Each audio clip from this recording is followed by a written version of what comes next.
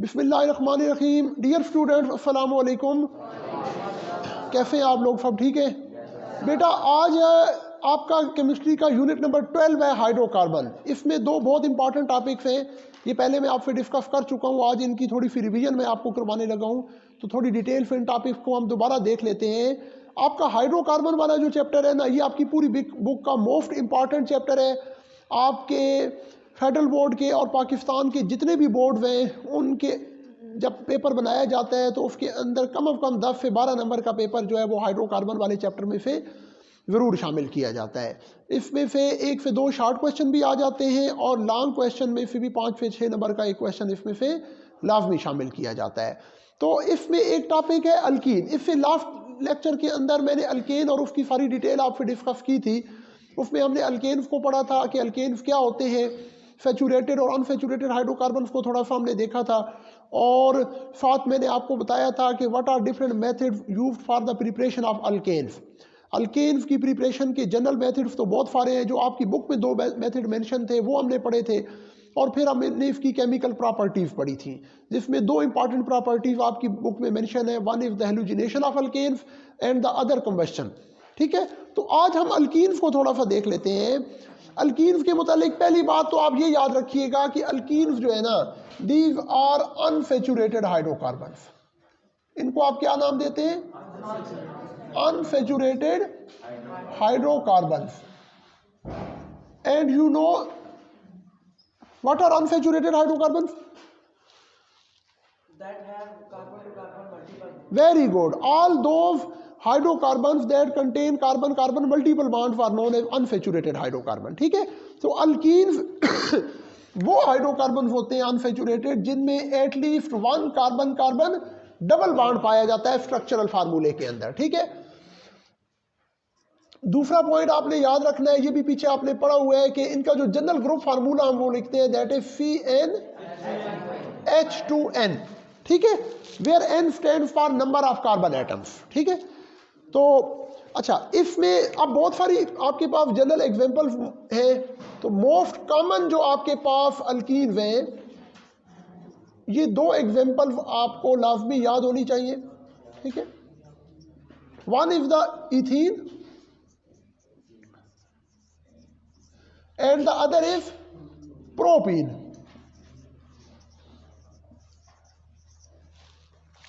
Ethene के लिए जो आप फार्मूला लिखते हैं, अगेन ये 2 कार्बन हाइड्रोकार्बन है। इसमें कार्बन कार्बन डबल बॉन्ड लगा होगा, कार्बन टेट्रावेलेंट होगी। उसकी रिमेनिंग वैलेंसीज को फिल करने के लिए आप उसके साथ हाइड्रोजन से अटैच कर देंगे। अब आप ये देखें, यहाँ पे स्ट्रक्चरल फार्मूले में कार्बन कार्बन डबल बॉन्ड आ गया है। और ऑर्गेनिक केमिस्ट्री वाले चैप्टर में हमने पढ़ा था कि अल्केन से अल्कीन बनाने का तरीकाकार क्या है कि the last ANE of the alkane series is replaced by ENE।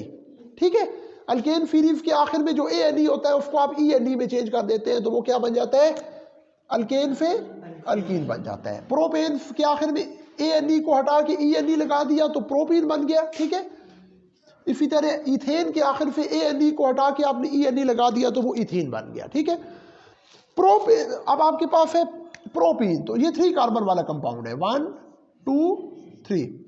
इसका स्ट्रक्चरल फार्मूले में आप कहीं एक डबल बॉन्ड लगा दें, इधर भी लगा सकते हैं, इधर भी लगा सकते हैं। ठीक है, बाकी रिमेनिंग इनकी जो वेकेंट बॉन्ड्स हैं, क्योंकि हर कार्बन टेट्रावेलेंट है, लिहाजा रिमेनिंग बॉन्ड्स की जगह आप हाइड्रोजन लगा देंगे। ठीक है, तो ये आपके पास क्या बन गया जी? प्रोपीन बन गया। बल्कि इस कार्बन का भी एक बॉन्ड और भी वेकेंट है नीचे, ये आपने यहाँ पे पूरा कर दिया। ठीक है ना, जब डबल बॉन्ड आ जाता है तो ये याद रखिएगा, this double bond belongs to both of these 2 carbons. इसको इसकी तरफ भी आप इंक्लूड करेंगे, दूसरी कार्बन की तरफ भी इंक्लूड करेंगे। इस कार्बन को देखें तो 1 2 3 4 इसकी टेट्रावेलेंसी पूरी हो गई। इस कार्बन को देखें तो 1 2 3 4 इसकी भी टेट्रावेलेंसी पूरी हो गई। ठीक है, अब इस कार्बन को देखें तो इसका एक बॉन्ड ये 2 3 4 इसके भी 4 बॉन्ड पूरे हो गए। तो जब भी स्ट्रक्चरल फार्मूला आप ड्रा करते हैं तो उसमें कार्बन की जो टेट्रावेलेंसी होती है, कार्बन की चार बॉन्ड है, वो आपने जरूर पूरे करने हैं, उनको फिल करना है। जो जो बॉन्ड वेकेंट होगा वहां पे आप हाइड्रोजन लगा देंगे। ठीक है, अच्छा, इसमें ये जो इथीन है ना, इथीन की थोड़ी सी कमर्शियल लेवल के ऊपर इंपॉर्टेंस है। वो इसकी कमर्शियल इंपॉर्टेंस आप इसको कह सकते हैं।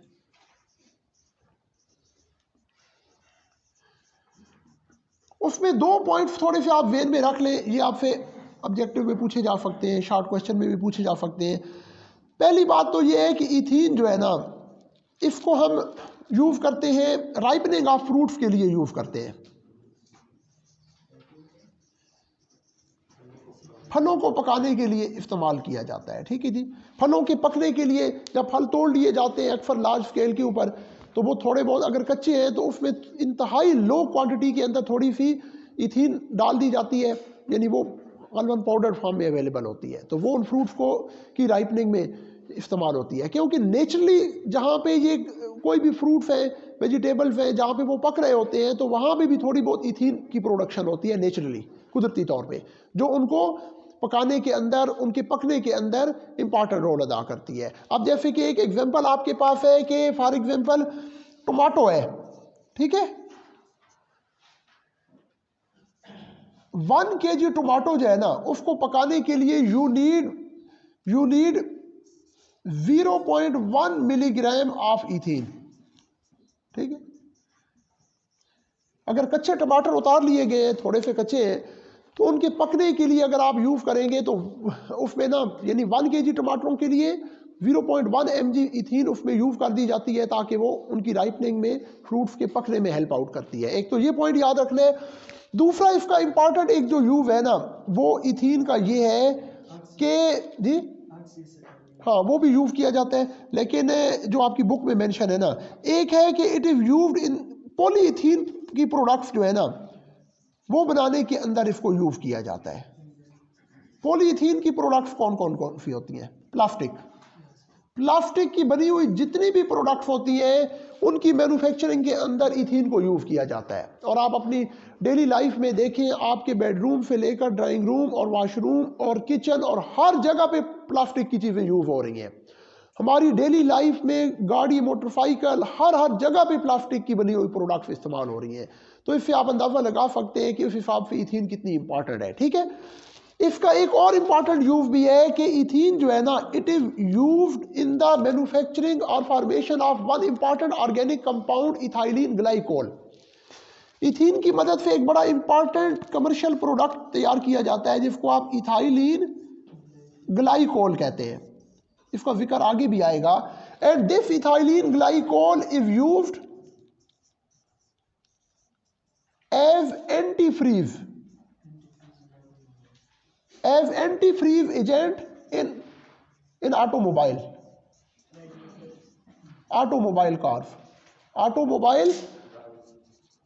car radiators। जी, तो गाड़ियों के रेडिएटर के अंदर एक एंटी फ्रीज मटेरियल के तौर पे इथाइलिन ग्लाइकोल को यूज किया जाता है। एंटी फ्रीज का क्या मतलब है? ये एक ऐसा मटेरियल है जो सर्दियों में जो इंजन होता है उसको बहुत ज्यादा ठंडा नहीं होने देता, और गर्मियों के मौसम में ये कूलेंट का काम करता है, इंजन को ठंडा रखने का काम करता है, यानी ड्यूअल इसका फंक्शन होता है। सर्दियों में over cooling of the engine, क्योंकि इंजन जब बहुत ज़्यादा ठंडा होता है तो उस वक्त भी जो ना वो अपनी अच्छी या बेस्ट परफॉर्मेंस शो नहीं करता।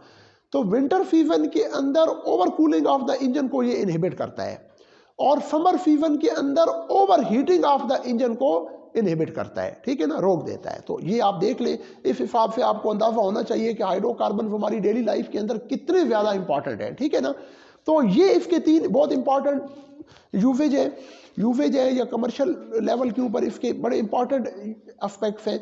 अच्छा, पेपर के अंदर यूसेज जब भी पूछे जाते हैं ना, तो इथेन है, इथीन है या इथाइन के हैं, उनमें इथीन मोस्ट इंपॉर्टेंट है। इथीन के यूसेज जो है, ये 3 नंबर का क्वेश्चन अक्सर बोर्ड्स के पेपर के अंदर रिपीट होता है। लिहाजा अगर 3 नंबर का ये क्वेश्चन आ जाए तो उसमें आपने ये 3 पॉइंट यूज करने हैं। ठीक है, इसके अलावा ऑक्सी एसिटाइलिन फ्लेम के तौर पे भी यूज किया जाता है। बहुत सारे यूजेज हैं, लेकिन these are 3 most important uses जो कि आपने करने हैं। अब यहाँ पे आपके पास आगे 2 इंपॉर्टेंट क्वेश्चन गिवन है, हाउ टू ड्रा स्ट्रक्चर्स। 2 आपके पास कंपाउंड है, उनके स्ट्रक्चरल फार्मूले अगर आपने ड्रा करने हैं।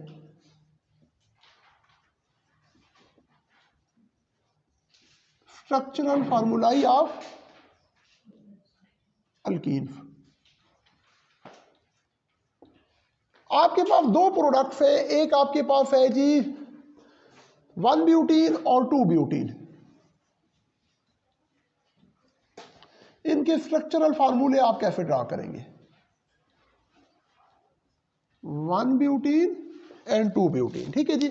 तो 1 ब्यूटीन के अंदर ब्यूटीन, ब्यूट का मतलब होता है 4, पढ़ा हुआ है ना आपने, ब्यूट का क्या मतलब है 4, यानी अब आप जो कंपाउंड ड्रा करेंगे उसके अंदर 4 कार्बन एटम्स लगे होंगे। और 1 ब्यूटीन का मतलब ये है कि उसकी किसी एक साइड से आप नंबरिंग करेंगे, आप राइट से नंबरिंग कर लें या लेफ्ट से, किसी एक कार्नर के ऊपर डबल बॉन्ड लगा हुआ है। फॉर एग्जांपल मैंने यहाँ पे डबल बॉन्ड लगा दिया, ठीक है ना। तो अब ये आईयूपैक सिस्टम है, इसकी ज़्यादा डिटेल आपकी बुक में नहीं है, इंशाल्लाह जब आप एफएफसी लेवल पे जाएंगे तो आप इसकी ज़्यादा डिटेल पढ़ेंगे। तो international union of pure and applied chemistry का जो पूरा सिस्टम है उसके अंदर ऑर्गेनिक कंपाउंड्स की नेमिंग के, नोमेनक्लेचर के जितने रूल्स दिए गए हैं, उनमें से एक रूल ये है कि आपने जब आपकी जो पेरेंट मॉलिक्यूल की चेन है ना वो 3 कार्बन से ऊपर जाती है, यानी जब आप प्रोपेन या प्रोपीन से ऊपर जाते हैं, ब्यूटेन, पेंटेन, हेक्सेन, हेप्टेन की तरफ आप जाते हैं, तो फिर आपने पूरे की पूरे पेरेंट मॉलिक्यूल के अंदर नंबरिंग करनी है। नंबरिंग किस मकसद के लिए की जाती है? ताकि फंक्शनल ग्रुप की जो पोजीशन है वो आप लोकेट कर सके, ठीक है। तो अब यहाँ पे हमारा जो फंक्शनल ग्रुप है वो डबल बॉन्ड है, क्या है? डबल बॉन्ड है। तो now you have to indicate the position of the double bond, तो उसके लिए आप नंबरिंग करेंगे। और आईयूपैक सिस्टम का ये रूल है कि always start numbering from the end from where the functional group और any other substituent would get the least number. Rule ये है आईयूपैक सिस्टम का कि आप नंबरिंग उस कार्नर से स्टार्ट करें जहां से आपका फंक्शनल ग्रुप करीब है, यानी डबल बॉन्ड है ना। अब अगर आप यहां से नंबरिंग करते हैं तो पोजीशन 1 पे डबल बॉन्ड है, यहां से करते हैं तो 1, 2 और 3, पोजीशन 3 पे डबल बॉन्ड आ जाएगा। तो डबल बॉन्ड की नियरेस्ट पोजीशन कौन सी है? Left corner. लिहाजा अब आपने यहां से नंबरिंग स्टार्ट करनी है 1, 2, 3, 4।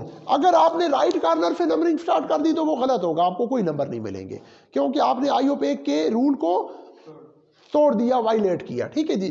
तो अब आप इसमें क्या करें, रिमेनिंग जितने भी है ना वो आप इसमें हाइड्रोजन डाल दें, 1, 2, 3, 4। इसको थोड़ा सा ना,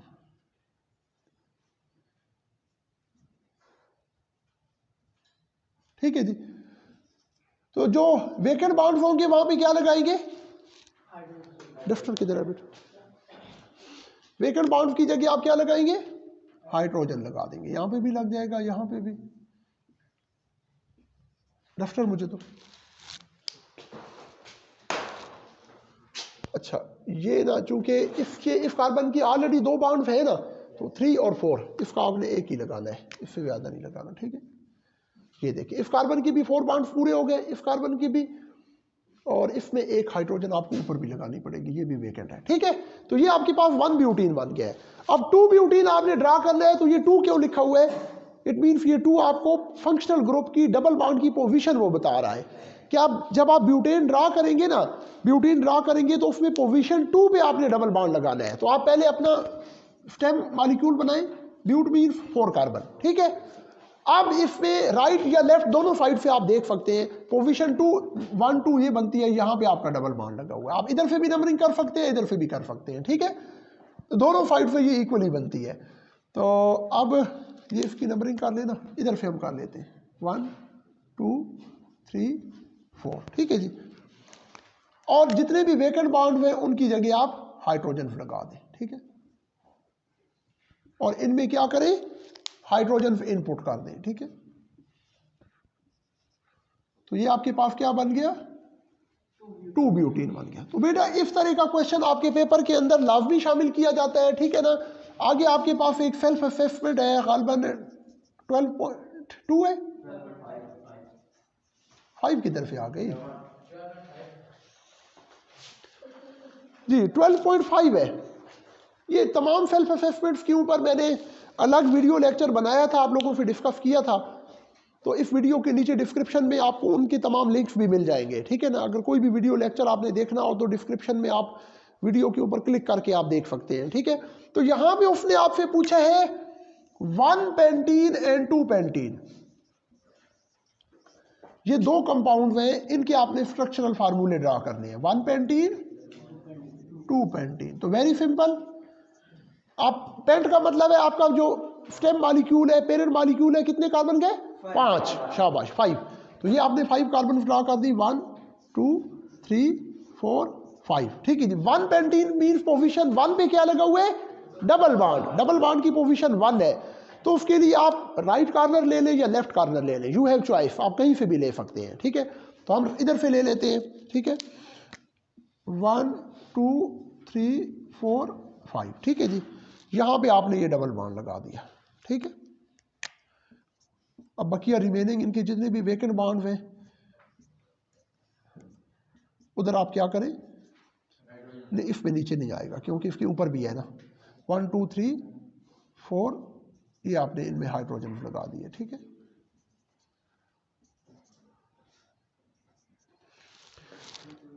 ठीक है जी। ये आपके क्या करें, हाँ इसमें इधर भी लगा दें इस जगह पे। ठीक है, पूरे हो गए सबके।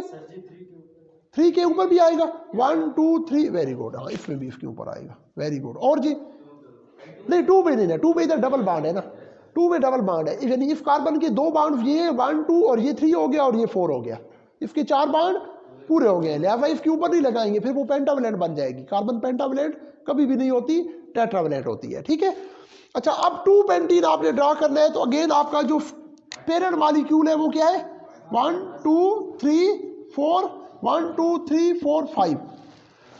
आपकी बुक में तमाम चैप्टर्स के अंदर जितनी भी सेल्फ असेसमेंट्स गिवन है ना, उनमें सबसे इंपॉर्टेंट सेल्फ असेसमेंट इस चैप्टर की है। बोर्ड के पेपर्स के अंदर हाइड्रोकार्बन की सेल्फ असेसमेंट्स में से लाजमी क्वेश्चन आता है, लिहाजा इनको बहुत अच्छी तरह आपने तैयार करना है। अब आपने जब नंबरिंग करनी है तो उसमें ख्याल रखें कि पोजीशन 2 के ऊपर आपने डबल बॉन्ड लगाना है। फॉर एग्जांपल मैं यहाँ से स्टार्ट कर लेता हूँ, 1 2 3 4 और ये 5 हो गया। तो ये आपकी पोजीशन 2 है ना, तो 2 pentene means you have to put double bond at position 2। Position 2 पे आपने डबल बॉन्ड लगाना है। ठीक है, अच्छा अब आप रिमेनिंग में आप इनके साथ लगा दें 3 4 3 4, ये देखिए। ठीक है जी, तो ये क्या बन गए, इनके स्ट्रक्चरल फार्मूले बन गए। इससे रेलेवेंट आपके माइंड में कोई क्वेश्चन है तो वो आप पूछ सकते हैं। ठीक है ना, पॉज करें जी। तो बेटा आगे नेक्स्ट टॉपिक हमारे पास इसी टॉपिक से रेलेवेंट है, general methods for preparation of alkenes. Alkenes की प्रिपरेशन के बहुत सारे मेथड्स हैं जो कि यूज़ किए जाते हैं। आपकी बुक के अंदर 2 इंपॉर्टेंट मेथड्स मेंशन है जिन पे अलग 5 से 6 नंबर का हमेशा क्वेश्चन आता है। जब लॉन्ग क्वेश्चन के अंदर इंक्लूड किया जाता है अल्कीन में से क्वेश्चन, तो वो 2 तरह के क्वेश्चन आते हैं, एक तो general methods of preparation of alkyne या फिर केमिकल प्रॉपर्टीज ऑफ अल्कीन। ठीक है, तो इसमें 2, पहली बात तो आपने ये याद रखनी है कि जितने भी अल्कीन्स की प्रिपरेशन के मेथड्स हैं ना, इनको हम एलिमिनेशन रिएक्शंस का नाम देते हैं। क्या नाम देते हैं, एलिमिनेशन रिएक्शन। एलिमिनेशन रिएक्शन याद रखिएगा, एलिमिनेट का मतलब निकाल देना।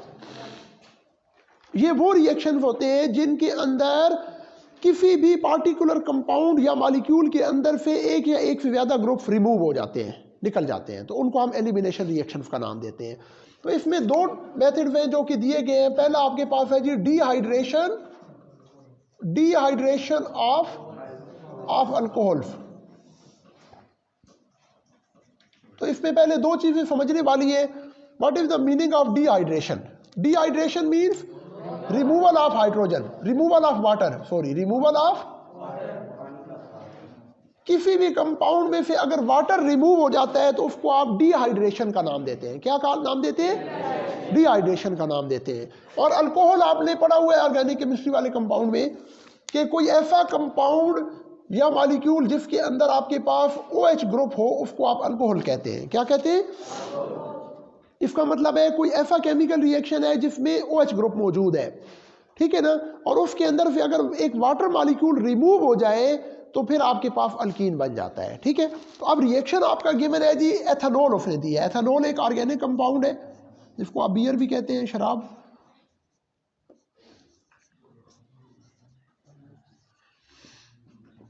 ठीक है जी, ये एथेनॉल है। जब एथेनॉल की हम डिहाइड्रेशन करते हैं, और याद रखिएगा it is a condition specific reaction. इस रिएक्शन के लिए कुछ स्पेशल कंडीशन होती हैं जो कि आपको मेंटेन रखनी पड़ती हैं। ठीक है ना। और वो कंडीशन आपकी क्या है, हाई टेम्परेचर। इसमें जो टेम्परेचर रेंज आपके पास है वो 340 टू 450 डिग्री सेंटीग्रेड टेम्परेचर आप मेंटेन रखते हैं।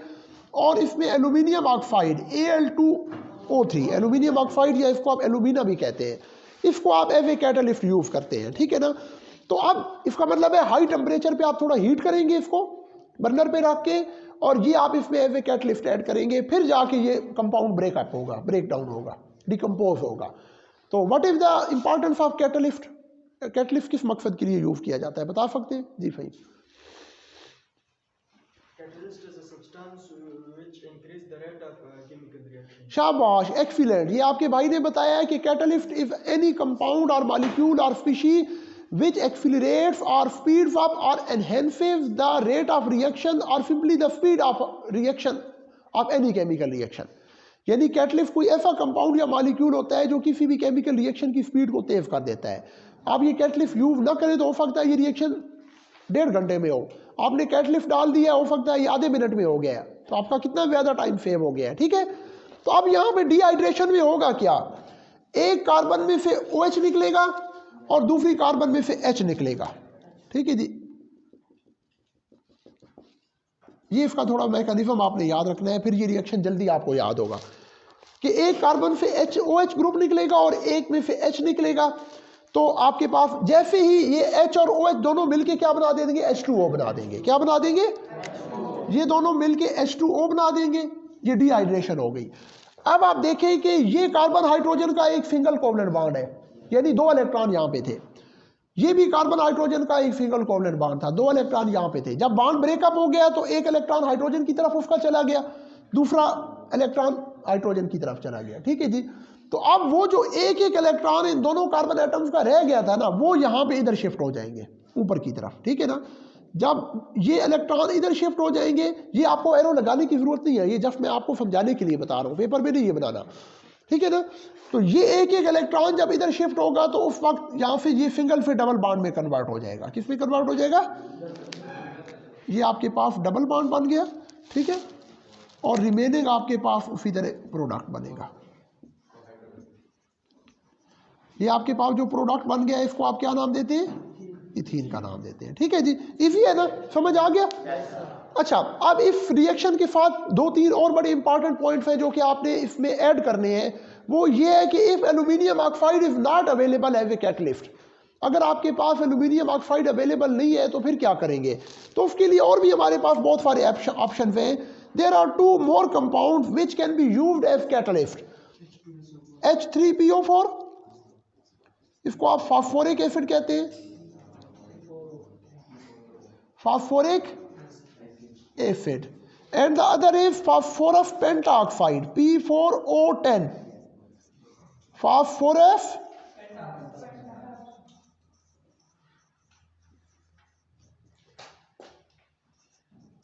पेंटाऑक्साइड।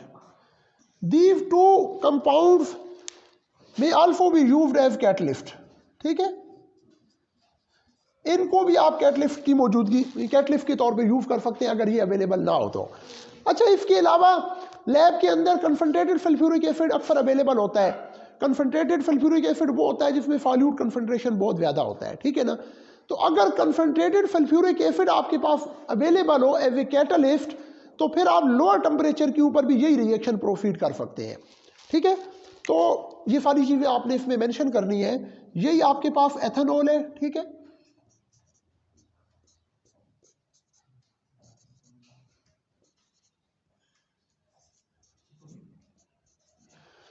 अगर आप कंडीशन चेंज कर दें, यहां पे हम यूज कर लेते हैं कंसंट्रेटेड सल्फ्यूरिक एसिड को, किसको, अगर आप ये एज ए कैटलिस्ट यूज करें तो फिर ये लोअर टेम्परेचर पे 140 टू 150 जी, 140 degree to 150 degree centigrade temperature पे ये रिएक्शन हो जाएगा। और आपके पास यही कुछ होगा जो मैंने ऊपर आपको समझाया है। यहां पे क्या हो जाएगा, अब एक कार्बन से हाइड्रोजन और दूसरे कार्बन से OH ग्रुप रिमूव होगा, इसीलिए आप इनको एलिमिनेशन रिएक्शन का नाम भी देते हैं, ठीक है। तो आपके पास जो प्रोडक्ट बन जाएगी वो वही वाली बनेगी।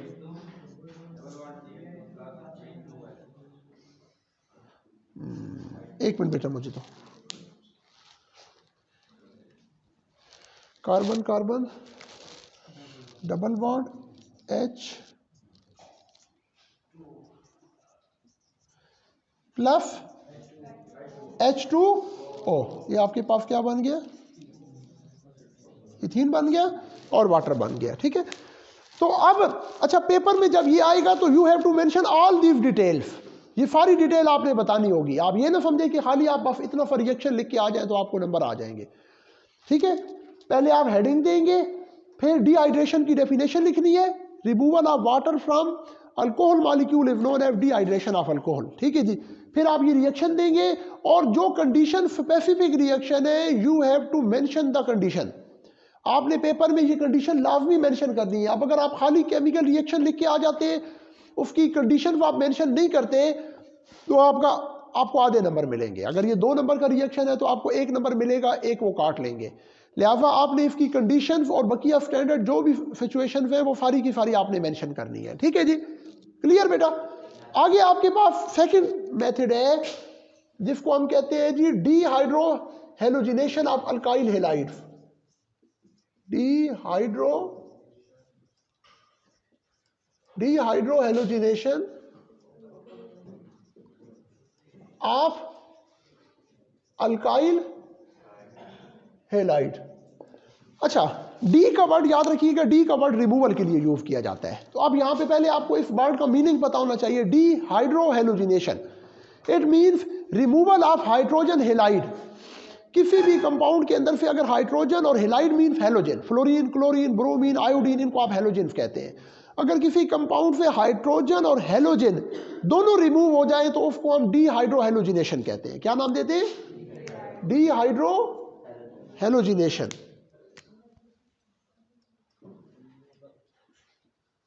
Removal of hydrogen halide H bond X from any compound is known as dehydro halogenation. और अल्काइल हैलाइड आपने पढ़ा हुआ है, it is a special group of organic compounds which contain one halogen attached to alkyl group। ठीक है जी, यानी alkyl group के साथ अगर आपके पास क्लोरीन या ब्रोमीन या आयोडीन अटैच है तो उसको आप अल्काइल हैलाइड कहते हैं। किसी भी अल्काइल हैलाइड वाले कंपाउंड में से अगर आप हाइड्रोजन और हैलाइड दोनों रिमूव कर लें तो that is known as dehydro halogenation. इसको आप क्या नाम देते हैं? डीहाइड्रो हेलोजिनेशन का नाम देते हैं। और यहां पे आपको एक कंपाउंड गिवन है, सिंपल सा रिएक्शन है, इथाइल क्लोराइड। ये आपके पास एक कंपाउंड है जी, इथाइल क्लोराइड। ठीक है,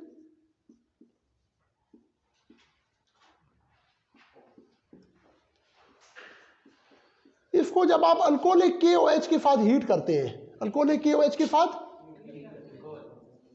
थोड़ा सा हीट करेंगे तो उस सूरत में आपका रिएक्शन जो है ना क्या होगा कि ये H और ये Cl, ये दोनों के दोनों यहां से निकल जाएंगे। इसलिए ये भी क्या है, एक एलिमिनेशन रिएक्शन है। क्या है? एलिमिनेशन रिएक्शन है। अब ये आपका हाइड्रोजन है और ये हैलाइड है, यानी H और X दोनों यहां से रिमूव हो जाएंगे। जब ये रिमूव होंगे तो यहां से जो बॉन्ड वेकेंट होगा ये ऊपर शिफ्ट हो जाएगा, तो ये सिंगल से डबल बॉन्ड में कन्वर्ट हो जाएगा। तो फिर आपके पास क्या बन गया? इथीन बन गया। ठीक है, प्लस KCl प्लस H2O। ठीक है जी, ये समझ आ गया। अच्छा, अब इस रिएक्शन को थोड़ा सा मैं और एक्सप्लेन करके आपको बताने लगा हूं ताकि आपको इसका हल्का सा मैकेनिज्म समझ आ जाए। ये पेपर में नहीं बनाना, लेकिन थोड़ी सी मैकेनिज्म की डिटेल आपको पता चल जाए कि यहां पे हुआ क्या है। जब आपने अल्कोहलिक KOH को हीट किया ना तो ये क्या हुआ कि ये कार्बन कार्बन ये आपके पास तो बॉन्ड उसी तरह बने हुए हैं। ठीक है ना, लेकिन ये H यहां से रिलीज हो गया और ये क्लोराइड आयन जो है ना ये भी यहां से रिमूव हो गया। अब अल्कोहलिक KOH जो था ना, KOH, इनके दरमियान में जो सिंगल बॉन्ड था ना, ये बॉन्ड ब्रेकअप हो गया, तो पोटाशियम अलग हो गया और हाइड्रोक्साइड आयन अलग हो गया। ठीक है ना। अब पोटाशियम, आपको पता है जो केटाइन और एनाइन या ऑपोजिटली चार्ज पार्टिकल्स जो होते हैं, they have the tendency to interact और make chemical bonding with one another. ठीक है, तो आप पोटाशियम पे पॉजिटिव चार्ज है, उसने क्या किया, इस नेगेटिवली चार्ज Cl को अपने साथ मिला के KCl बना दिया। क्या बना दिया? हाइड्रोजन पे क्या है, पॉजिटिव चार्ज है ना, हाइड्रोजन पे क्या है, पॉजिटिव चार्ज है। तो इस पॉजिटिवली चार्ज हाइड्रोजन ने इस नेगेटिवली चार्ज OH ग्रुप को अपने साथ मिला लिया, तो इस तरह इनके दरमियान में क्या बन गया, H2O, वाटर बन गया, और इस तरह आपके पास ये H2O आ गया। ठीक है जी। तो ये थोड़ा सा हल्का सा इसका मैकेनिज्म है, ये भी आपने अपने ज़हन में रखना है जी। पॉज करें बेटा। नेक्स्ट टॉपिक है प्रॉपर्टीज ऑफ अल्कीन। तो यहां पे हम प्रॉपर्टीज ऑफ अल्कीन को देख लेते हैं। तो सबसे पहले फिजिकल प्रॉपर्टीज है, कौन सी है? तो फिजिकल प्रॉपर्टीज में 3-4 इंपॉर्टेंट प्रॉपर्टीज है जो कि आपने याद रखनी है। उसमें पहला पॉइंट तो आपने ये याद रखना है कि जितने भी अल्कीन्स है ना,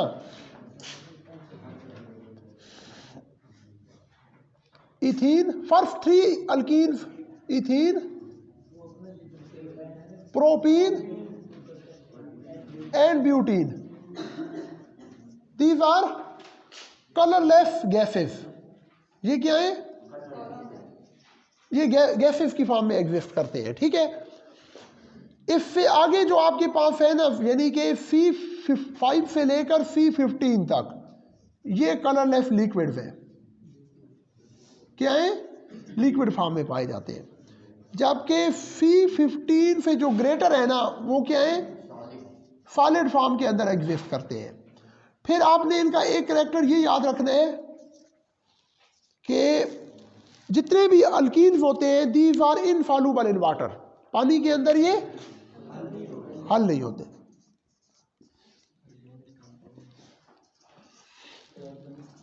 हाँ, और सॉल्युबल इन ऑर्गेनिक सॉल्वेंट्स। जितने भी ऑर्गेनिक सॉल्वेंट्स हैं, लाइक बेंजीन है, ईथर है, ठीक है ना, अल्कोहल है, उनके अंदर ये हल हो जाते हैं, ठीक है ना। ये आपसे ऑब्जेक्टिव में, MCQs में आपसे पूछे जा सकते हैं, ठीक है ना। इट्स वेरी रेयर कि कभी आपके बोर्ड के एग्जाम के अंदर 3 नंबर का क्वेश्चन आए कि briefly explain the physical properties of alkyne. Physical properties नहीं आती। ये आपसे ऑब्जेक्टिव में या MCQs में ये आपसे 1-2 पॉइंट पूछे जा सकते हैं, ठीक है ना। तो बस ये 3-4 पॉइंट हैं जो कि आपने याद रखने हैं। Now come to the chemical properties. अगर आप इनकी केमिकल प्रॉपर्टीज को देखें तो उसमें 2 इंपॉर्टेंट प्रॉपर्टीज हैं जो कि आपकी बुक में मेंशन की गई हैं। One is the reaction with halogens, ठीक है जी, रिएक्शन विद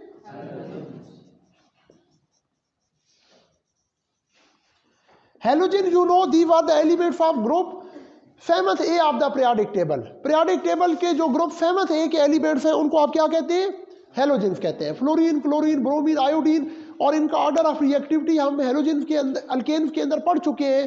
वहां पे मैंने आपको बताया था कि हैलोजेंस जो है ना, इनकी reactivity from top to bottom in a group decrease होती जाती है due to the decrease in electronegativity. तो फ्लोरीन और आयोडीन के साथ नॉर्मली रिएक्शन नहीं होते क्योंकि फ्लोरीन हाईली इलेक्ट्रोनेगेटिव है, उसके साथ जो रिएक्शन है वो बहुत विगोरस होता है, बहुत वायलेंट होता है। जबकि आयोडीन की इलेक्ट्रोनेगेटिविटी कम है, ठीक है ना, उसकी जो आयोनाइजेशन एनर्जी की वैल्यू है वो भी बहुत कम होती है, शील्डिंग इफेक्ट उसका बहुत ज़्यादा होता है। इस वजह से आयोडीन के साथ रिएक्शन बहुत फ्लो होता है, लिहाजा वो भी नहीं होता। तो नॉर्मल जो ऑप्टिमम रिएक्शन है वो क्लोरीन के साथ होता है या ब्रोमीन के साथ होता है, ठीक है ना। तो सबसे पहले क्लोरीन के साथ आप देख ले, ये आपके पास अल्कीन है, ठीक है जी। इसको जब आप क्लोरीन के साथ रिएक्ट करवाएंगे तो इसका मैकेनिज्म आपकी बुक में डिस्कस नहीं किया गया। इंशाल्लाह जब आप FFE लेवल पे जाएंगे तो आप इसकी ज़्यादा डिटेल देखेंगे। ये चीज़ आपने याद रखनी है कि ये जो 2 बॉन्ड्स होते हैं ना, डबल बॉन्ड्स होते हैं, इनमें फर्स्ट वाला बॉन्ड तो स्ट्रांग होता है, उसको हम सिग्मा बॉन्ड कहते हैं, वो आपकी बुक में मेंशन नहीं है। सेकंड बॉन्ड जो है ना वो पाई बॉन्ड होता है, वो वीक बॉन्ड होता है। यानी सिंपली आप याद रखें कि जहां पे डबल बॉन्ड लगे होंगे ना, उनमें से एक बॉन्ड वीक होगा और वो बॉन्ड ब्रेकअप होगा, ठीक है। लिहाजा अब जब ये क्लोरीन का मॉलिक्यूल इथीन के ऊपर अटैक करेगा ना, तो उस वक्त जो रिएक्शन होगा, यहां से एक डबल बॉन्ड ब्रेकअप हो जाएगा और ये 2 क्लोरीन यहां पे आके अटैच हो जाएंगे। इसलिए ये जो रिएक्शन ऑफ हैलोजन है ना, इसको हम एडिशन रिएक्शन का नाम भी देते हैं। क्या नाम देते हैं? क्योंकि बाहर से कोई प्रोडक्ट आके अल्कीन्स के अंदर ऐड होती है। क्या होती है? ऐड होती है। तो अब आपके पास क्या बन जाएगा? ये देखिए, यहां पे 2 क्लोरीन आके अटैच हो गई, सही है।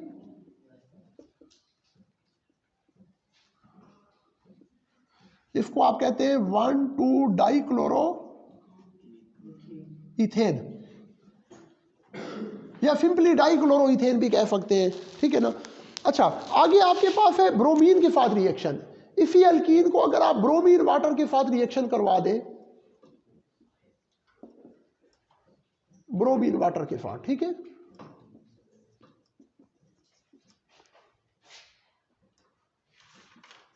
तो फिर भी इसी तरह रिएक्शन होगा। डबल बॉन्ड में से एक जो वीक बॉन्ड है वो ब्रेकअप हो जाएगा और ये दोनों ब्रोमीन आके यहां पे कार्बन के साथ लग जाएंगे, तो आपके पास 1,2 डाई ब्रोमो इथेन बन जाएगा, ठीक है। 1,2 Br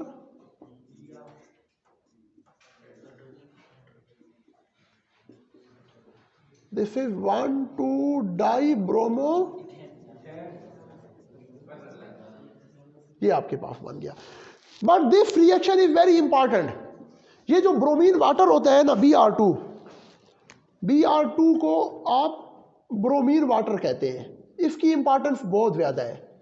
याद रखिएगा कि ये ब्रोमीन वाटर जो है ना, ये रेडिश ब्राउन कलर का होता है। इसका कलर आपने मेंशन करना है। ये रेडिश ब्राउन कलर का एक सोल्यूशन होता है that is used for the identification और डिटेक्शन ऑफ अल्कीन्स। अल्केन्स को अल्कीन से अलग करने के लिए हम इसको ब्रोमीन वाटर को एक टेस्ट के तौर पे या एक कंफर्मेटरी टेस्ट के तौर पे यूज करते हैं, ठीक है जी। आपके पास दो सोल्यूशंस हैं, लिक्विड सोल्यूशंस बने हुए हैं। एक सोल्यूशन अल्केन का है और एक सोल्यूशन अल्कीन का है। दोनों कलरलेस है, दोनों। तो आपको क्या पता कि किस में अल्केन है और किस में अल्कीन है? तो उनकी आइडेंटिफिकेशन के लिए आप क्या करें, थोड़ा सा ब्रोमीन वाटर लें और दोनों सोल्यूशन के अंदर ऐड कर दें। अल्केन का ब्रोमीन के साथ रिएक्शन ही नहीं होता, तो अल्केन के अंदर जब वो बीकर जिसमें अल्केन होंगे ना, उसमें जब आप ब्रोमीन वाटर डालेंगे तो सारा सोल्यूशन आपका तकरीबन रेडिश कलर का हो जाएगा, ठीक है। जबकि जैसे ही अल्कीन वाले सोल्यूशन में आप ऐड करेंगे तो वो कलरलेस हो जाएगा। सोल्यूशन कैसा हो जाएगा? रेडिश ब्राउन कलर गायब हो जाएगा। तो जहां पे रेडिश ब्राउन कलर गायब हो गया है, ये रेडिश ब्राउन कलर जो है ना, उसके रिजल्ट में आपके पास यहाँ पे कलरलेस प्रोडक्ट बन गई है। तो that is an indication that this particular chemical और सैंपल इज ऑफ अल्कीन, कि ये आपका जो गिवन सैंपल है ये किसका है? अल्कीन का है, ठीक है ना। तो इसलिए ये बहुत इंपॉर्टेंट है। ये आपसे अक्सर पेपर में अलग भी पूछ लिया जाता है कि how would you detect alkenes, या which test is used as confirmatory test to differentiate alkene from alkanes, ठीक है जी। तो उसके लिए आप ये यूज करते हैं। उसके बाद एक और रिएक्शन है, अब हम इसको कंक्लूड करते हैं अपने टॉपिक को। Reaction with KMnO4, reaction with potassium permanganate. KMnO4 को क्या कहते हैं? अच्छा, KMnO4 जो है ना, ये पिंक कलर का सोल्यूशन होता है। किस कलर का? जब आप KMnO, ये भी आइडेंटिफिकेशन या डिटेक्शन के लिए यूज किया जाता है। KMnO4 को अगर आप अल्कीन के सोल्यूशन के अंदर ऐड करें तो अगेन पिंक कलर डिफ कलर हो जाएगा, डिस्चार्ज हो जाएगा। फर्क है 5 मिनट दे मेरा, ठीक है ना। जो पिंक कलर है ना सोल्यूशन का, वो गायब हो जाएगा और वो सोल्यूशन जो है ना, वो कलरलेस सोल्यूशन के अंदर कन्वर्ट हो जाएगा, ठीक है जी। तो again this is very important chemical. और इसको एक साइंटिस्ट था किर्बी बायर, उसने इसको स्टडी किया था।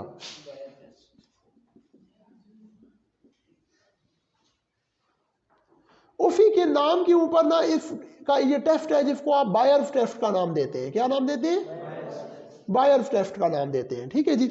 तो ये बायर्स टेस्ट यूज करते हैं अगेन अल्कीन्स की शनाख्त के लिए, डिटेक्शन ऑफ अल्कीन्स के लिए, कि अल्कीन के सोल्यूशन के अंदर, अल्कीन के कलरलेस सोल्यूशन के अंदर आप KMnO4 डालें तो पिंक कलर गायब हो जाएगा, डिस्चार्ज हो जाएगा, ठीक है ना। तो अब आपने इसका केमिकल रिएक्शन भी मेंशन करना है।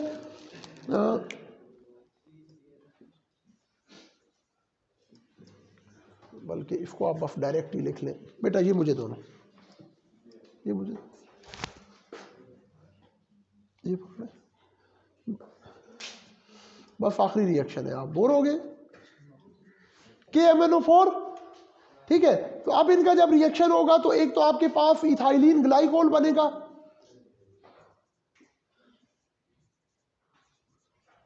ये जो प्रोडक्ट बनती है।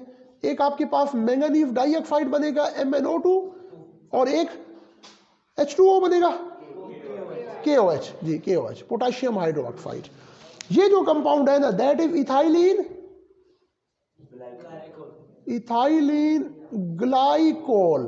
और अभी हमने बात की थी कि this material is used as anti freeze agent, ठीक है, इसको कूलिंग के लिए एंटी फ्रीज एजेंट के तौर पे गाड़ियों के कार के रेडिएटर के अंदर हम यूज करते हैं, ठीक है जी। अच्छा, इस रिएक्शन को आपने बैलेंस करके रखना है। इसमें फास्फोरी एक चीज रह गई, H2O भी है, ये पकड़ा। इसमें यहाँ पे आपने चूंकि KMnO4 को वाटर में हम डिजॉल्व करते हैं ना, फिर इसका सोल्यूशन बनाते हैं। 324 322 इसको बैलेंस करने के लिए ये फार्मूला याद रखें, 324 और 322, सही है। 3 रिएक्टर उधर है, 3 प्रोडक्ट इधर है। इससे पहले 3 लगाएंगे, इससे पहले 2 लगाएंगे, इससे पहले 4 लगाएंगे, ये बैलेंस हो जाएगा। बस 324 वेन में रखें जब ये रिएक्शन याद हो तो।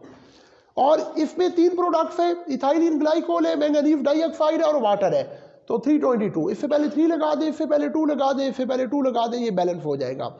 बोर्ड के पेपर के अंदर इतना टाइम नहीं होता कि आप वहां पे बैठ के इनको हर एक को चेक करते रहें कि इसके इतने एटम्स हैं, इसके इतने एटम्स हैं। अब बैलेंस करने के लिए तो अपना टाइम बचाने के लिए आप कोशिश करें कि ये बैलेंस केमिकल रिएक्शन याद रख लें, क्योंकि ये 2 रिएक्शन जो है ना, these are the most important reaction और हर साल बोर्ड के पेपर में ये रिपीट होते हैं और इंशाल्लाह इस साल भी ये आएंगे पेपर में, बैठ के आप मुझे याद करेंगे, ठीक है। तो या तो ये 3 नंबर का शॉर्ट क्वेश्चन में आ जाता है, या ये आपसे दोनों मेथड पूछ लिए जाते हैं और ये आपका लॉन्ग क्वेश्चन के अंदर आ जाता है, ठीक है। तो बेटा मुझे उम्मीद है आज के इस लेक्चर से इस पूरे टॉपिक को समझने में इंशाल्लाह आपको बहुत हेल्प मिली होगी। अपना ख्याल रखिएगा, बेस्ट ऑफ लक, अस्सलाम वालेकुम।